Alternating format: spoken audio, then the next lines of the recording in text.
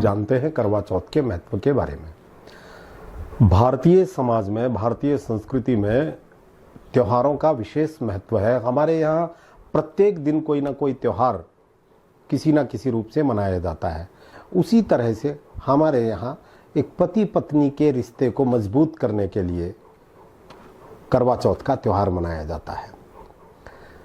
संसार में सबसे ज़्यादा मजबूत रिश्ता यदि किसी देश के महिला और पुरुष का है तो वो केवल और केवल एक भारतीय स्त्री और भारतीय पुरुष का जो संबंध बनता है वो सबसे ज़्यादा टिकाऊ, सबसे ज़्यादा विश्वसनीय और सबसे ज़्यादा सहयोग भरा होता है।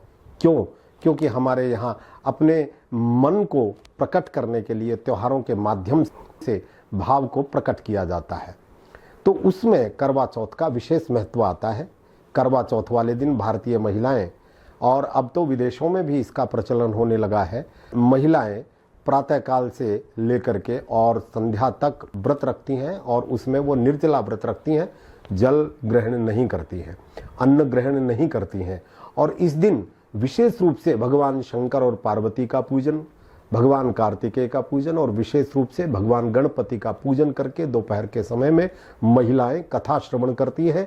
कथा श्रवण करके रात्रि के समय चंद्रदेव का उदय हो जाता है, तो चंद्रदेव के उदय होने पर भगवान चंद्र नारायण को अर्घ्य दे करके, उनकी आरती करके, उनको रोली कुमकुम से तिलक भेंट करके और उनका भोग प्रसादी करके, उनको भोग लगा करके तब वो अपने व्रत का पारायण करती हैं।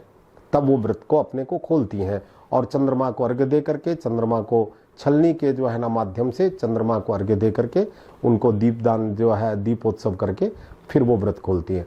अब यहाँ पर कुछ तथ्य जो है ना सामने आते हैं, जैसे कि मैंने आजकल के समाज में देखा है कि कुछ महिलाएं जब व्रत खोलती हैं तो सबसे पहले वो कोई ड्रिंक लेकर के, जैसे वो उन्होंने कोका कोला लिया, लिम्का लिया या कोई ऐसे पदार्थ लेकर के वो व्रत खोलती हैं। ऐसा उन्हें नहीं करना चाहिए। केवल स्वच्छ जल से, शुद्ध जल से उनको व्रत का पारायण करना चाहिए, क्योंकि जल के देवता भी भगवान चंद्र नारायण हैं। तो उनको एक तो ये करना चाहिए। और दूसरा प्रश्न यहाँ पर ये उठता है कि कई बार महिलाओं को मासिक रक्तस्राव होता है, उसमें भी क्या वो व्रत रख सकती हैं? तो इसके लिए वैसे तो धार्मिक अनुष्ठानों में यदि इस प्रकार की स्थिति होती है तो उनको ये व्रत नहीं रखना चाहिए। लेकिन व्रत को छोड़ें कैसे?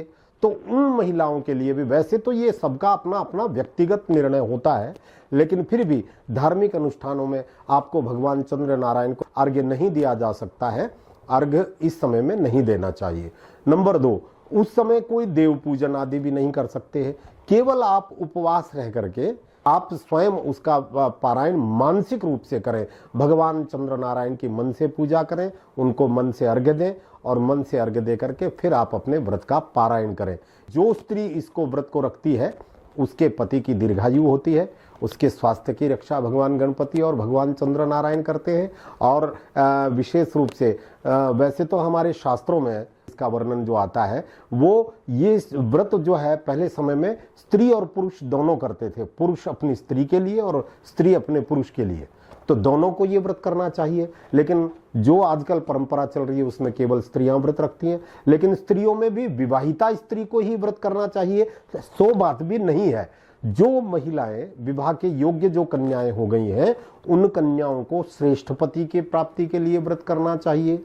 जिन कन्याओं का रिश्ता तय हो चुका है, विवाह नहीं हुआ है, उनको भी व्रत रखना चाहिए। और जो विवाहिता है वो तो व्रत रखती ही रखती हैं।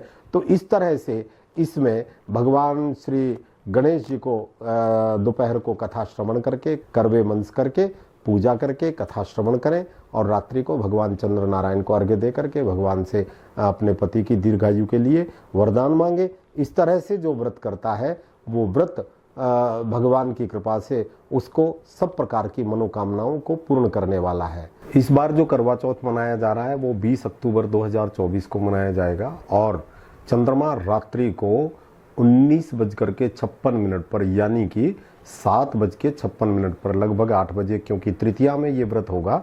तृतीया में व्रत होने के कारण चंद्रमा पूर्व समय से ही अपने उदय हो जाएंगे और इस समय पर, इस अवसर पर आप चंद्रमा को अर्घ्य दे करके, प्रणाम करके उनका आशीर्वाद लें। नमस्कार।